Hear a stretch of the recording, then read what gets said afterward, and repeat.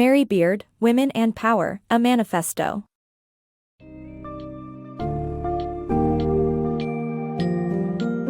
Prepare to delve into the intriguing world of women and power through the lens of classical Greece and Rome in Mary Beard's Women and Power, a Manifesto. This book summary will explore the portrayal of powerful female characters in ancient literature and drama and how these portrayals defined ancient perspectives on the roles of women in their societies. The summary will also discuss the historically persistent repression of women's voices in the public sphere and how this contributed to their exclusion from political power. As you embark on this journey, expect to encounter thought-provoking insights on the evolution of women's roles and the influence of ancient traditions on contemporary society.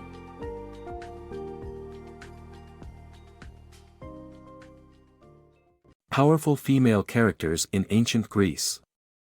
Though negatively portrayed, ancient Greek culture has several powerful female characters, especially in Athenian drama.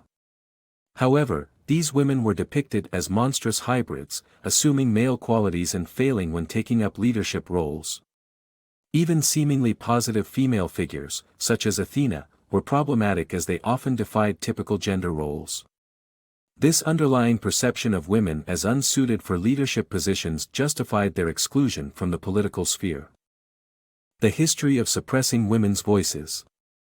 From Homer's Odyssey to Aristophanes' comedy and Ovid's Metamorphoses, the classical culture showed its disapproval of women's public speaking as unnatural. Women were portrayed as talkative about sex, and their ability to speak was taken away, as they could not adapt to the requirements of the public sphere.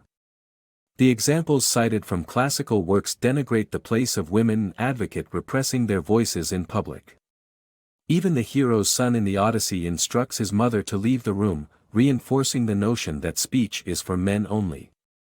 The Assemblywomen ridiculed the idea of women running a state, and Ovid's work has a female character whose punishment is to repeat the words of others.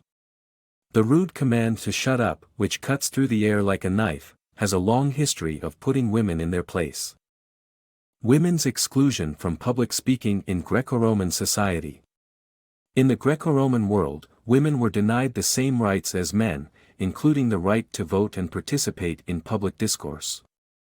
Oratory was considered a defining aspect of masculinity, and men were expected to be skilled speakers. Male voices were associated with authority, while female voices were seen as weak and damaging to the health of the state. The Greek word for public speech, muthos, was exclusively associated with masculine authority, while gossip was the only type of speech women were expected to engage in. As a result, any woman who spoke publicly was not considered a real woman. This male-dominated societal structure created a barrier for women to participate in meaningful ways in public life. Women's voices in Antiquity. Women were rarely given a voice in public discourse during ancient times, with oratory being an exclusively male domain. The few exceptions included Mysia, who was dismissed as an androgyne, Ophrania, called an unnatural freak for daring to bring legal prosecutions to court, and Hortensia, who resisted a war tax as a representative of women. However, women were often only permitted to speak as victims or martyrs, such as the case of Lucretia, who was raped by a prince from the royal family that ruled Rome.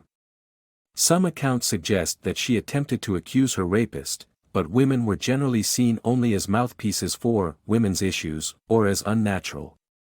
These tropes continue to be familiar in the modern era. The limitations of women's public speaking. Influence of classical thinking on public speaking and the restrictions placed on women's speeches in history.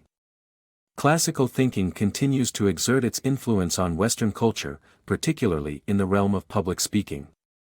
Famous speakers such as Barack Obama utilize rhetorical techniques borrowed from legendary Roman orators like Cicero. However, women who speak in public continue to face significant obstacles. For example, Elizabeth I's Tilbury speech is frequently taught in British schools, with her words serving as an acknowledgement of both women's fragility in the public realm and her own exceptionalism. Nevertheless, an unreliable witness wrote those words almost 40 years after she spoke, and he portrayed Elizabeth as androgynous to explain away her authority. Anthologies of famous speeches do include speeches by women, but they are often restricted to women's issues rather than representing the full range of human knowledge.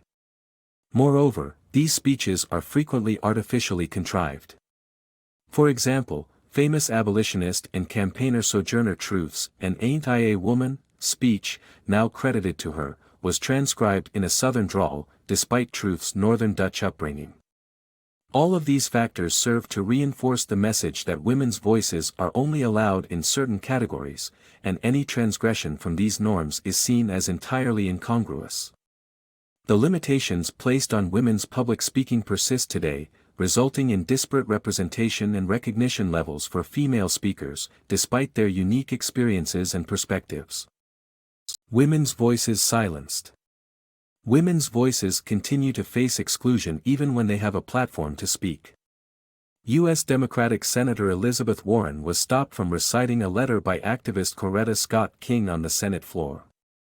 Even in the 19th and 20th centuries, the response to women speaking in public resulted in them being silenced. Henry James' late 19th century novel The Bostonians illustrates the idea of women's inability to speak in public.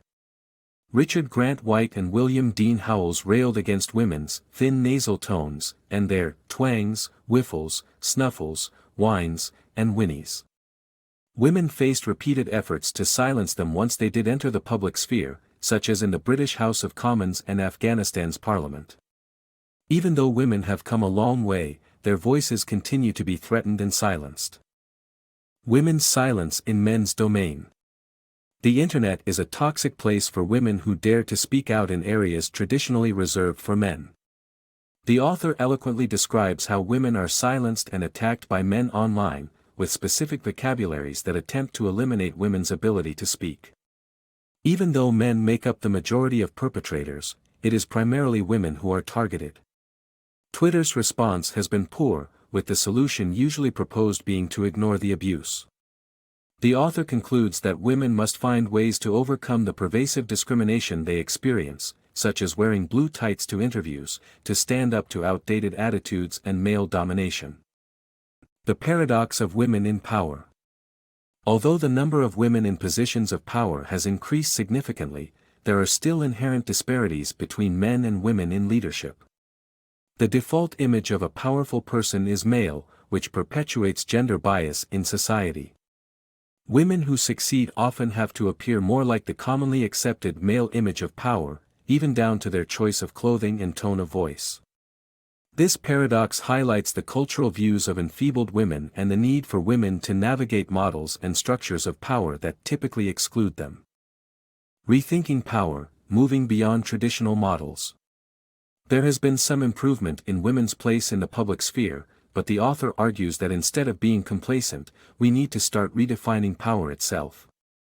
The traditional models for power, such as celebrities, CEOs, and political leaders, limit the discussion on power.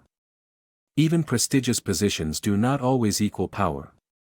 The author encourages associating power with efficacy instead of status and viewing it as an attribute or verb. This redefinition creates space for collaborative thinking, where both leaders and followers can be considered powerful. If power structures have been coded as male, it's necessary to break them apart.